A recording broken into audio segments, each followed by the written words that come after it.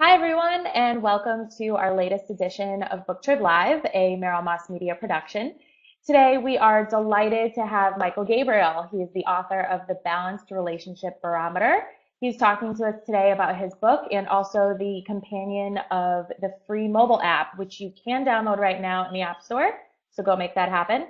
A very important announcement, Michael has graciously agreed to give away 3 copies of the Balanced Relationship Barometer, which, if I can get it right, technology, this would be it. So head over to booktrib.com. You're going to want to click the video tab. Most of you already know this, but find this live chat, comment at the bottom of the page, and you will be entered to win the book. So good luck on that. Thank you so much for joining us, Michael. Welcome. Thanks for inviting me, Beth. Absolutely.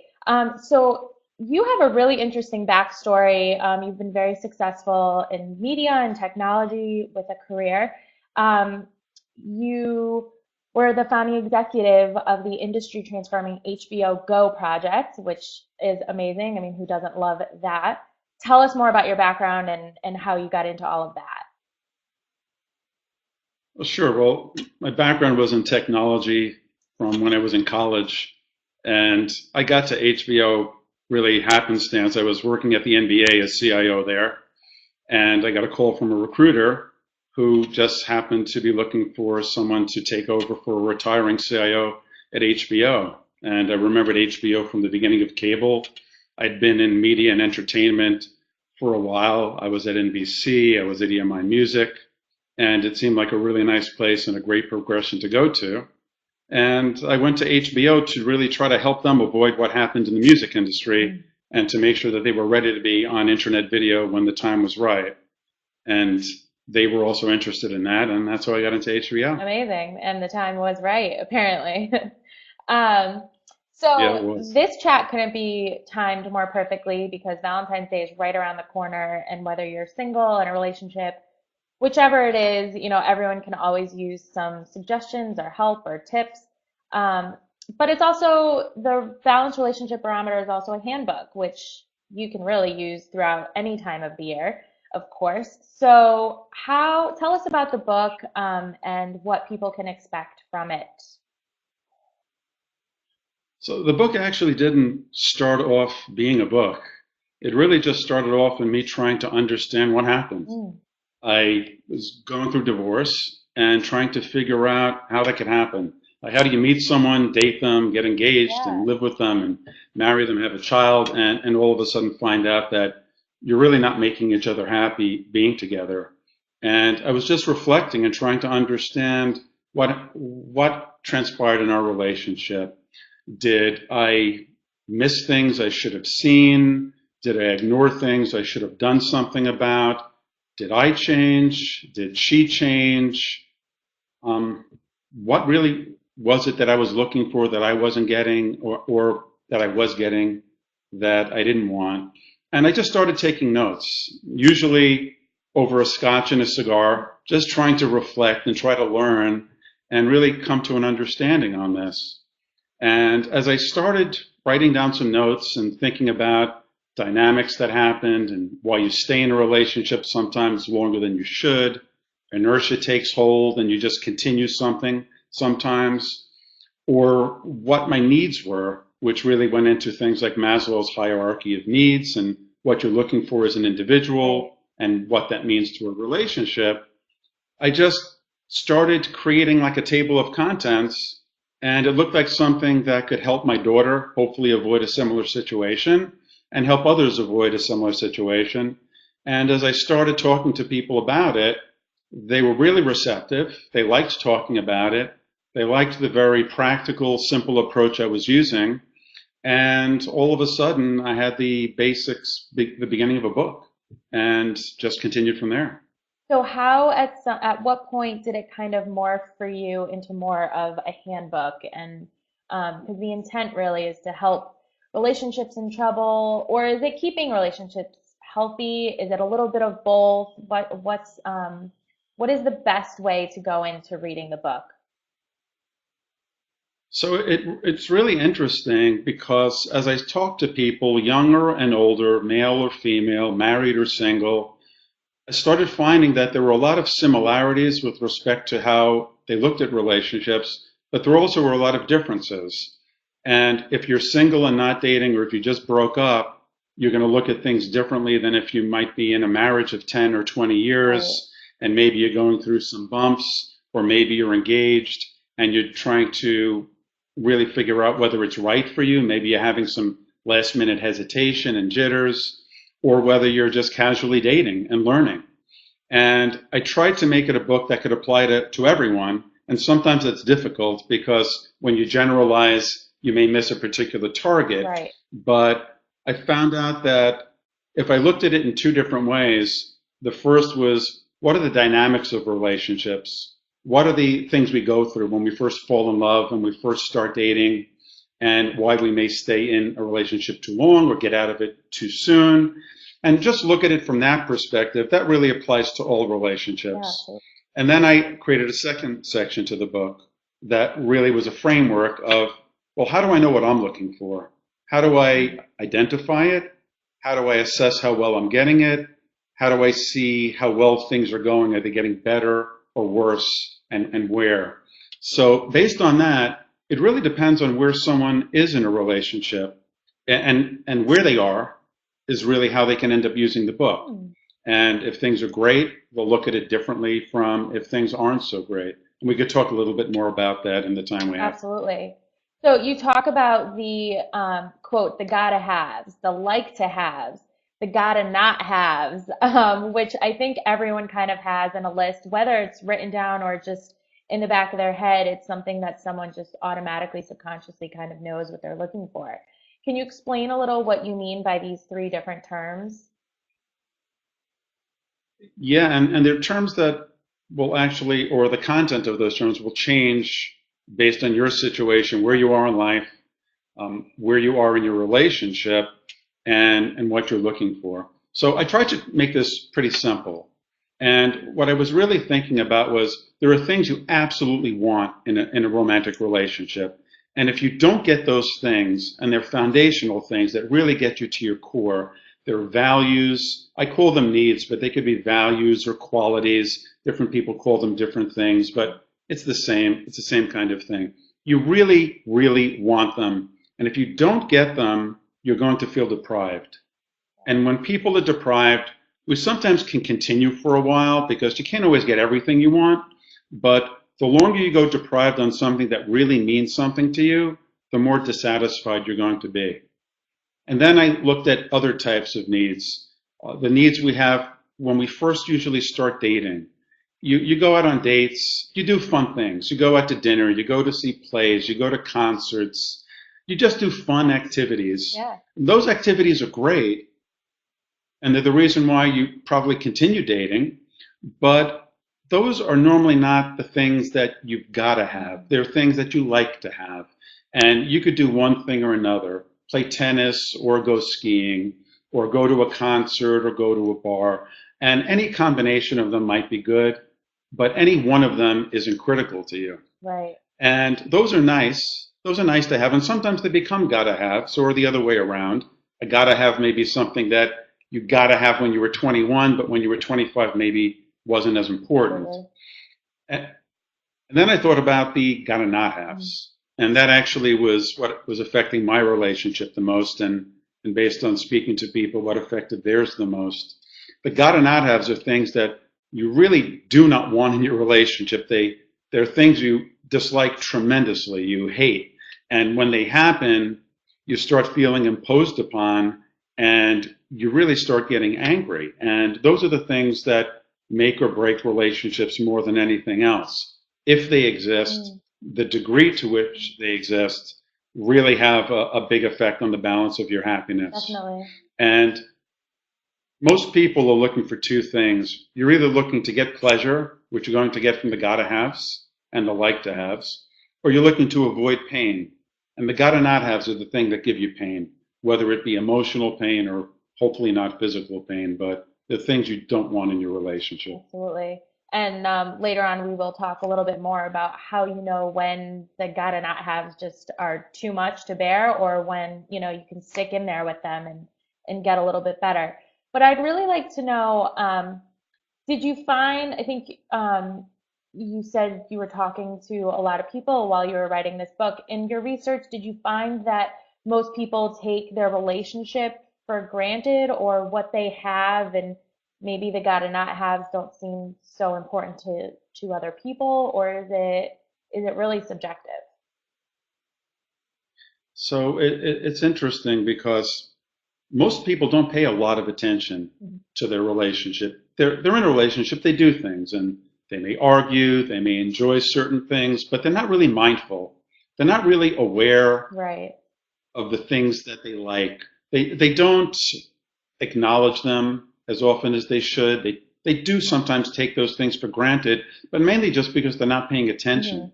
And the things you like may not be the things you focus on. The things you don't like certainly are things you focus on, and Right. those are the things that cause arguments and dissatisfaction.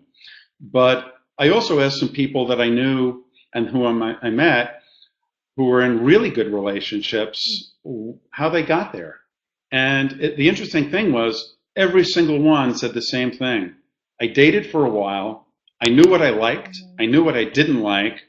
I wasn't going to compromise on my values and the things that really mattered to me.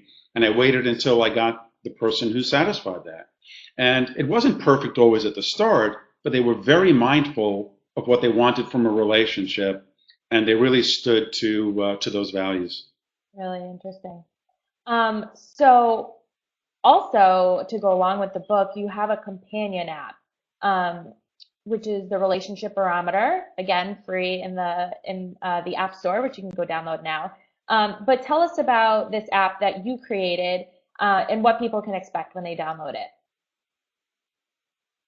So it was interesting because after I had the book finished, I was ready to release it.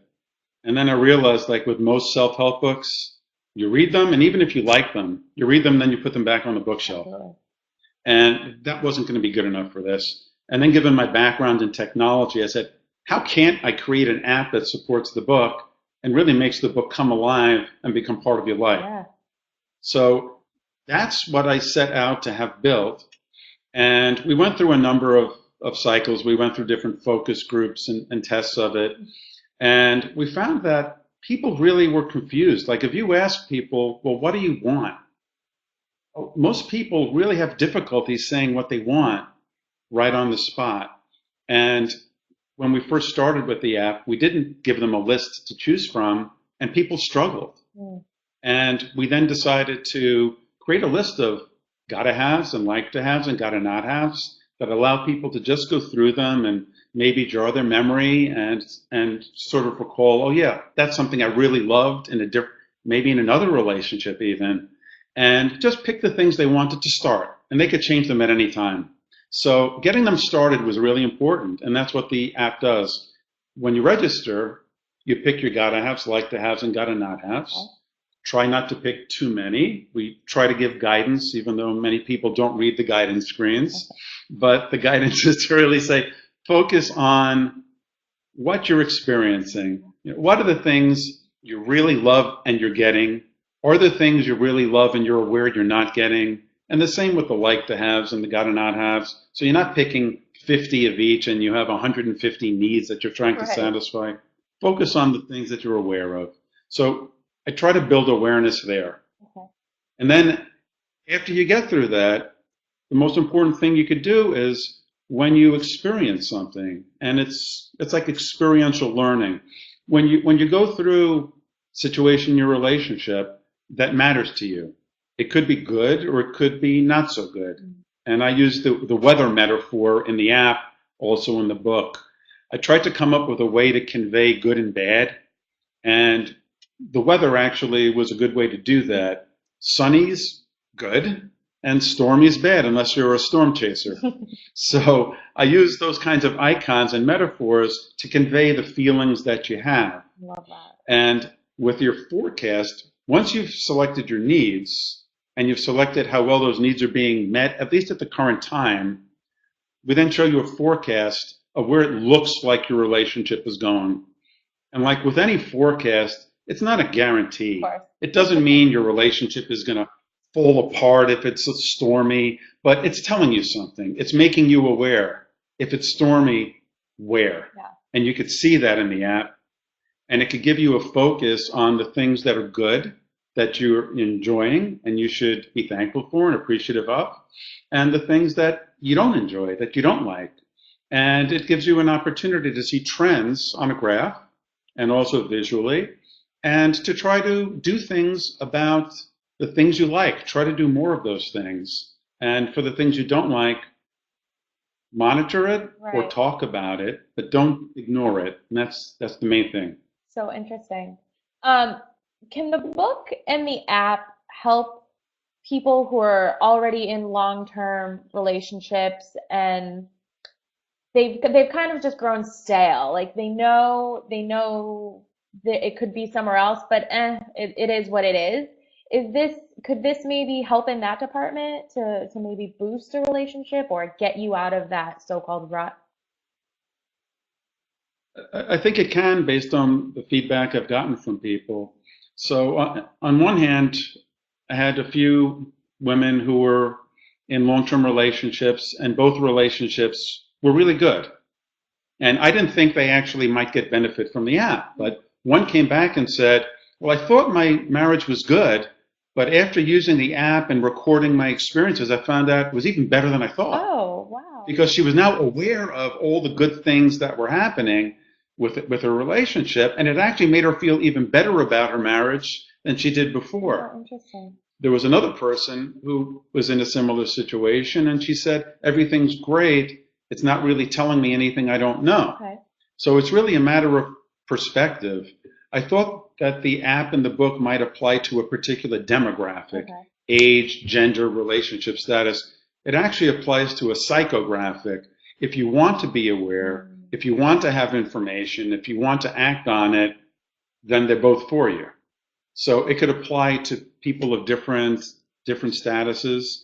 It can apply to people who are in a marriage who might see it getting a little stale, but have you see where you're not getting what you're looking for. And I'd suggest looking at the like to haves, even though in the book I say if you have problems, focus on the gotta haves and gotta not haves first. But the like to haves may help you break the ice. Sometimes you forget about just having fun. Mm-hmm. And it's hard to just address, well, you're not doing this or Right. you're doing that and I hate that. And if all it does is create a defensive situation, it's going to be hard to make progress.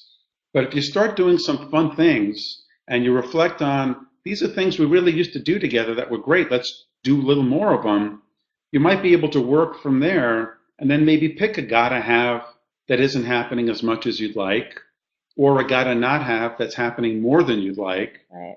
And start the communication on both sides, not just from your perspective, but also ask your partner what you can do to make things better for him or her. Yeah, absolutely. I think it's so interesting that idea of the second you say the word app or the app store, there's a group of people who kind of count themselves out because, oh, I'm not really into that, or oh, my son or daughter knows something about that, but I couldn't use it or don't know. And from what I've seen from this app, one, it's very user friendly. You can easily be set up, download it. It's not a problem. But also, I find the idea of the psych demo very interesting on who's looking for this, not and what their thought is, not what situation they're It seems to have applied to a lot of different types of people. I sometimes say it's like the Fitbit of in. Yeah, relationships, absolutely. except you don't have to wear a bracelet. Right, right. And if someone's using Fitbit, they could easily use this. If someone uses something like Quicken to manage their finances, they could easily use this. But you don't actually have to be into statistics. All you really need to do is if you have a mobile phone and you're doing anything on it, if you're sending email, if you're sending text messages, then you could use the app. Yeah. It doesn't require any technical knowledge, and it's pretty easy to use, even if you just use it as a diary. And if anyone has any problems, they can always send us an email, and we'll be very happy to respond to any problems or questions or suggestions people have on how to make it Oh, better. perfect.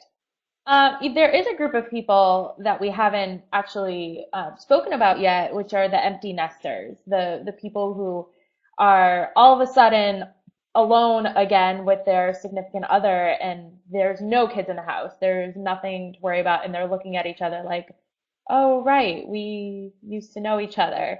Is this something that can kind of get that spark back or maybe put them back in the right direction if they're not sure where to start?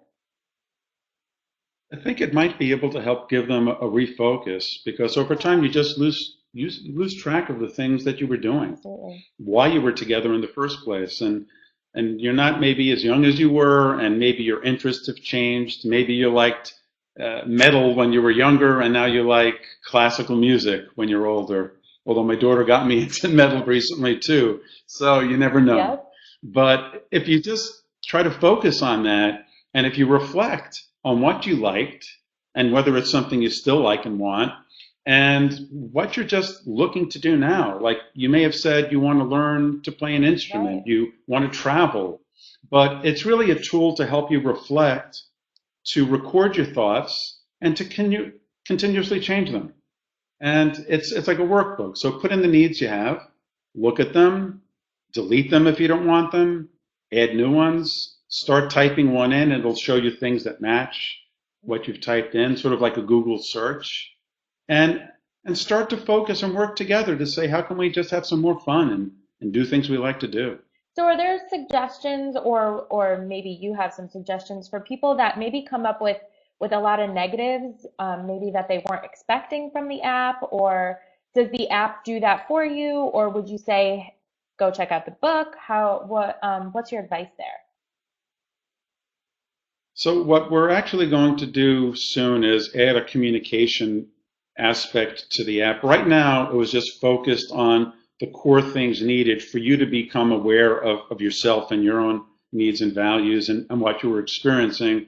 We're going to start probably in a month or so communicating out based on what people are Oh, entering okay. to let you know, for instance, you recorded 10 check-ins last week and all of them were bad. Mm, And we don't want to make you feel worse, but we might say something like, are you remembering to record the sunny moments? Because sometimes you just get very negatively focused. And it's important to just try to think of the good things. yeah. And I did a blog posting to Facebook a few days ago on our site saying, from now through Valentine's Day, try to focus on all the good things, Hmm. all the things that give you fun and enjoyment in your relationship. And if you do experience bad ones, don't ignore them, enter them, but don't focus on them unless they're really bad. Yeah. Try to accentuate the positive. And there's been research done by the Gottman Institute where they say that if you have 5 or 6 really positive things for each negative thing, that gives you a higher likelihood of having a long-term fulfilling relationship.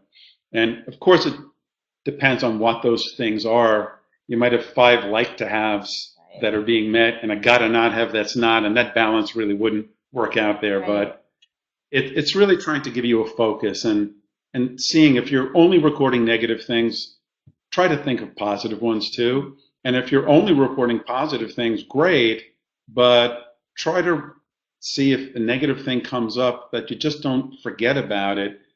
Don't dwell on it necessarily, but see how often it happens so that way you're just aware before it becomes something that really drives you crazy and potentially leads to bigger arguments that could have been avoided. Interesting. So I think that kind of leads to the question of, what's better to look at to examine your relationship, the things that are right or the things that are wrong? And what I think I hear from you is it's a little bit of both, and it takes a little bit of both to really figure that out.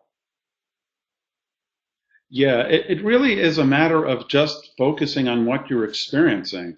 And if what you are experiencing is all good, terrific. I hope it continues.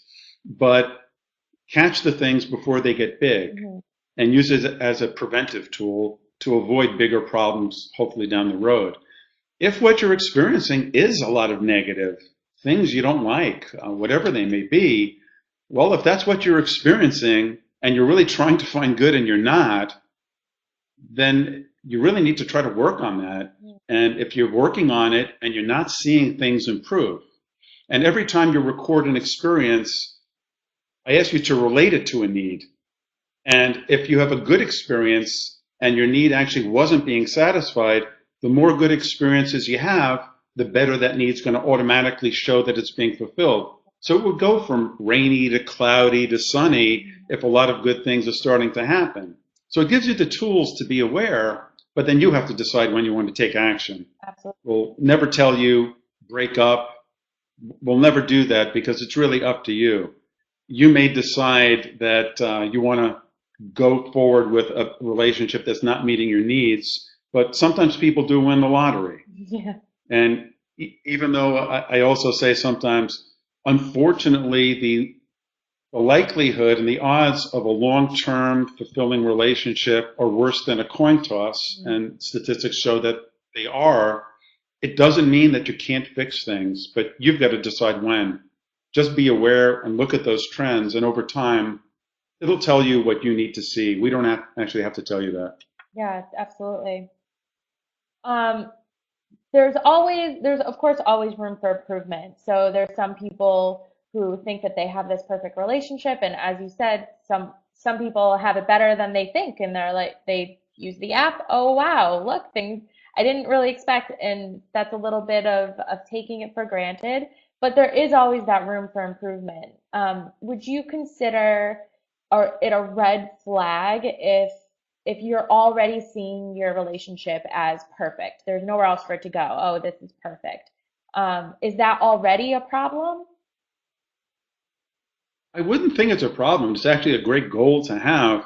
What I'd say is, I haven't spoken to one person yet who said everything is always perfect.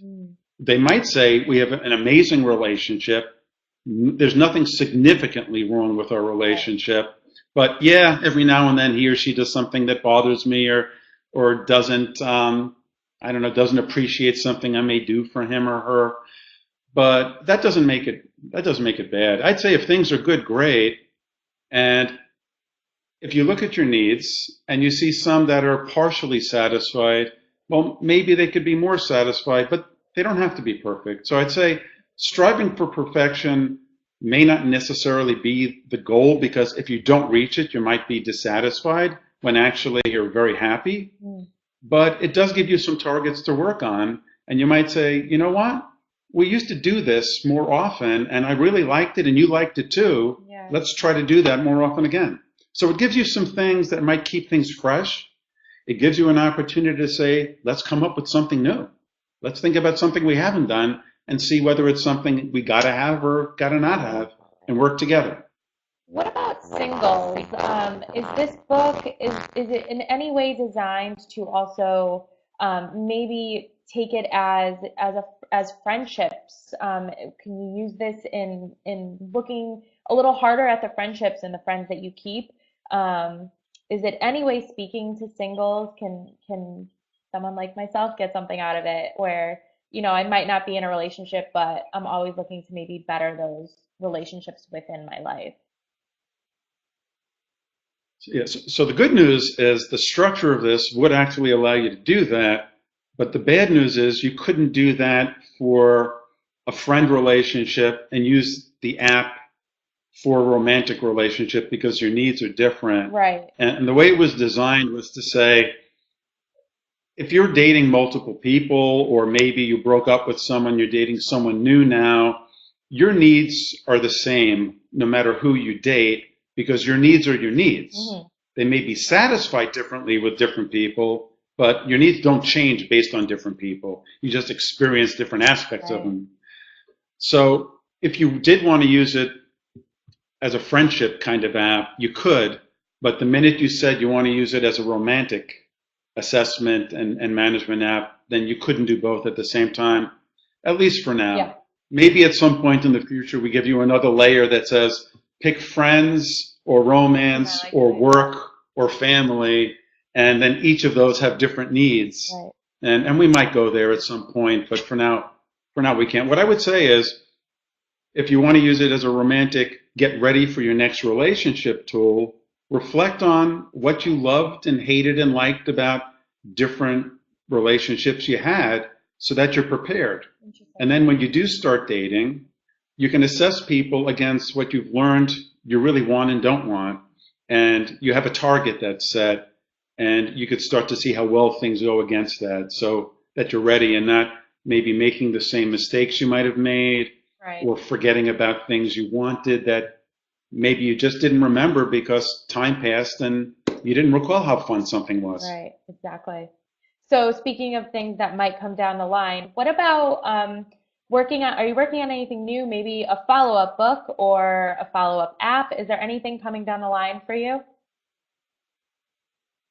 The main thing right now is, well, I have thoughts about a follow-up book, and as we just talked about using the app for different types of Yeah. relationships, I really want to focus on making this the best it can be right now.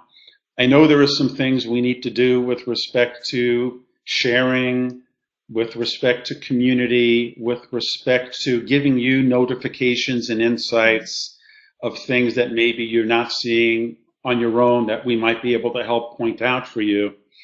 And I think for at least the time being, all we're really looking to do is get feedback from people using the app to just try to make it as good as it can be.